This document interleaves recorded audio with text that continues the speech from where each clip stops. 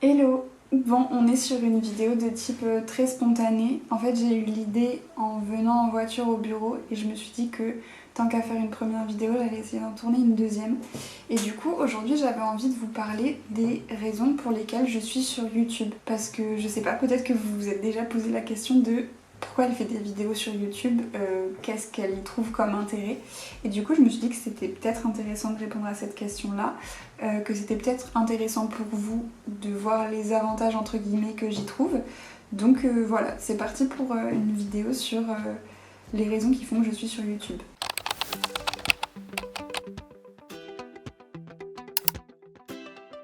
Alors du coup, je me suis lancée sur YouTube en juin 2023. Ça faisait autour de 3 ans que j'étais déjà à mon compte.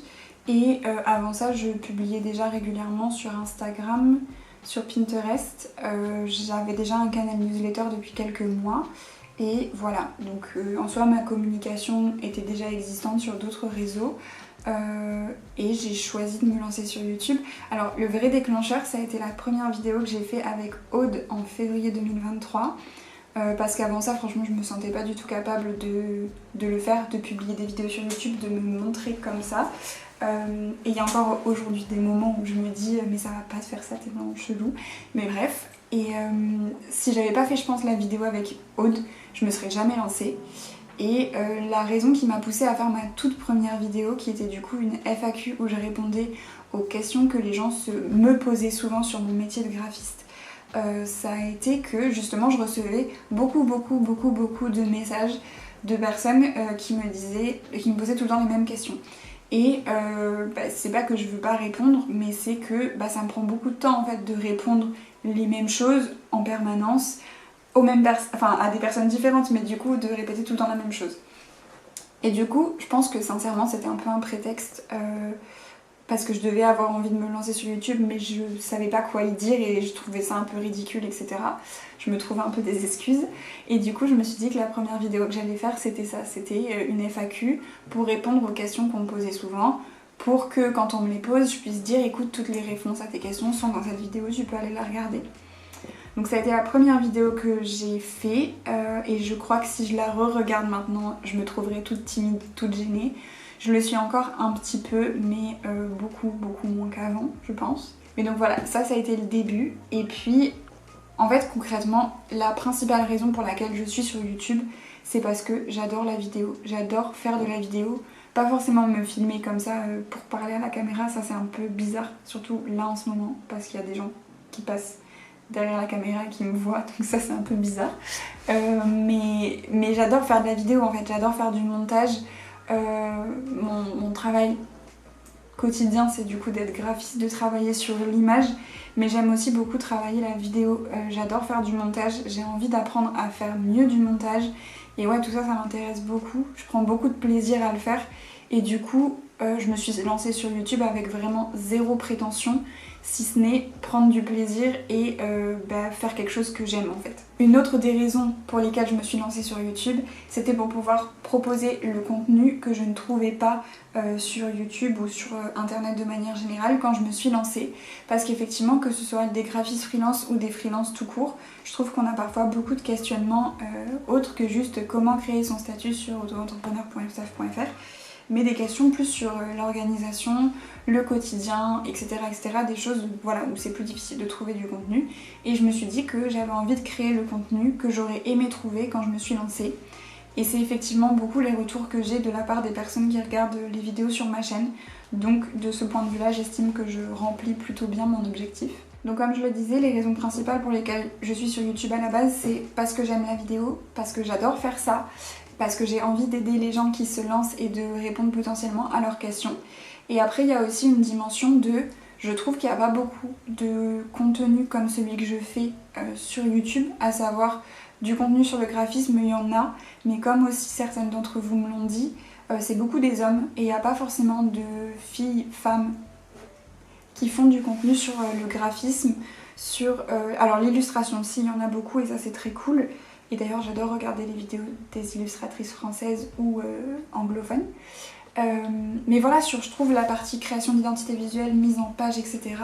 ou même sur des vlogs de graphistes, je trouve qu'en francophone, il n'y en a pas vraiment, ou en tout cas pas beaucoup. Et du coup j'avais vachement envie de faire ça parce que c'est le type de vidéo, encore une fois, que j'ai envie de regarder. Et je pense qu'on pourrait un peu résumer la raison pour laquelle je suis sur YouTube par le fait que je fais les vidéos que j'aime regarder ou que j'aimerais regarder. Alors je vous rassure, je regarde pas mes propres vidéos, hein. Je regarde les vidéos de d'autres personnes, mais j'essaye toujours de créer du contenu que je me dis que moi je regarderai, parce que c'est pour moi le curseur un peu qui me signale que ce sont des vidéos intéressantes.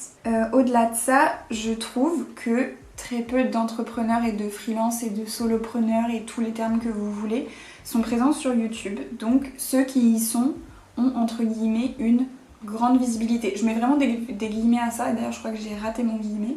Bref, parce que déjà tout le monde n'a pas envie, tout le monde ne consomme pas YouTube, mais du coup, je sais pas si vous entendez des fois des gens dire que peu de personnes sont actives sur LinkedIn et que du coup, ceux qui sont actifs ont beaucoup de visibilité. Pour moi c'est la même chose sur YouTube en fait, parce qu'il y a beaucoup de gens qui regardent des vidéos sur YouTube, mais il y en a au final peu, même s'il y en a de plus en plus, qui publient du contenu. Donc j'imagine que on a plus de chances d'être vu que, vu qu'il n'y a pas trop de monde sur la plateforme, je pense. En termes de croissance d'audience, je suis là du coup autour de 700 abonnés je crois, et j'ai créé ma chaîne du coup en juin 2023. Et même si je fais pas ça pour la course aux statistiques, etc., je trouve ça assez fou qu'il y ait 700 personnes qui m'aient rejoint en moins d'un an, même si c'est sûr il y a des gens qui viennent des autres plateformes sur lesquelles je suis, mais cette plateforme-là s'est développée pour moi plus vite que toutes les autres sur lesquelles je suis présente.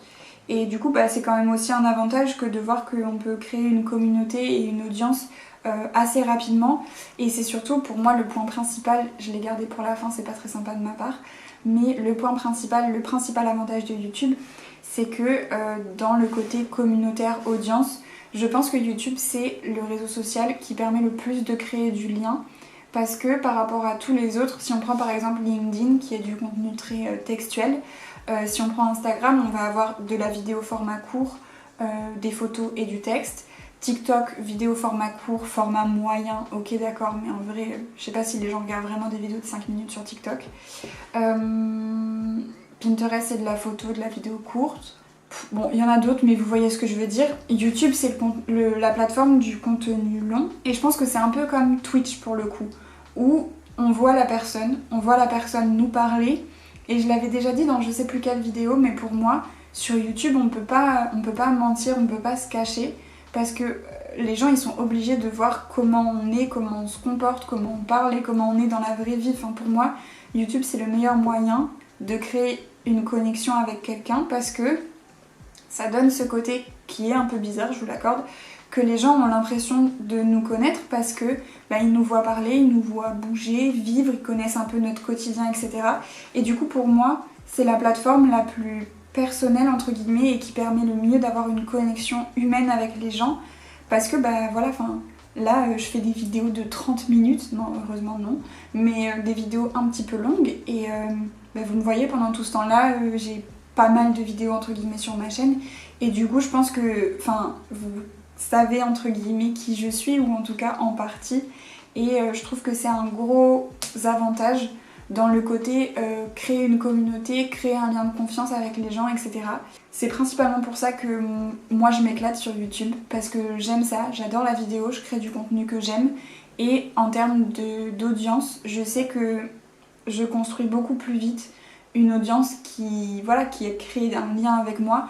Vous voyez, j'ai que 700 abonnés, donc c'est pas ridicule, c'est bien, mais c'est une toute petite communauté par rapport à des chaînes qui ont des millions d'abonnés, et c'est pas ce à quoi j'aspire. Mais malgré ça, je reçois toutes les semaines des DM sur Insta de gens qui me disent je t'ai découvert par ton contenu sur YouTube, merci beaucoup pour tes vidéos, c'est top ce que tu fais, ça m'aide vachement, etc. Donc ça déjà c'est gratifiant fois 1000. Je reçois aussi des messages sur LinkedIn, j'ai reçu des demandes de prestations, j'ai beaucoup de retours sur mes vidéos, alors que par exemple sur Insta je galère à avoir 20 personnes qui s'intéressent à un post. Je sais pas si vous voyez ce que je veux dire, mais j'ai l'impression vraiment de connecter plus avec les gens sur YouTube, et c'est très agréable. Et d'ailleurs je remercie beaucoup toutes les personnes qui prennent le temps de me laisser un commentaire sur la chaîne, de s'abonner pour me montrer leur soutien et de m'envoyer des messages par rapport aux vidéos que j'ai fait. Franchement, vous vous rendez pas compte à quel point ça me fait plaisir parce que même si je le fais pour moi, parce que j'aime ça, etc., c'est vraiment gratifiant d'avoir un retour sur le temps que j'y passe et l'énergie que j'y mets. Et ouais, non, moi je suis vraiment hyper fan de YouTube et YouTube c'est ma plateforme préférée en fait, c'est celle sur laquelle je préfère créer du contenu par rapport à toutes les autres.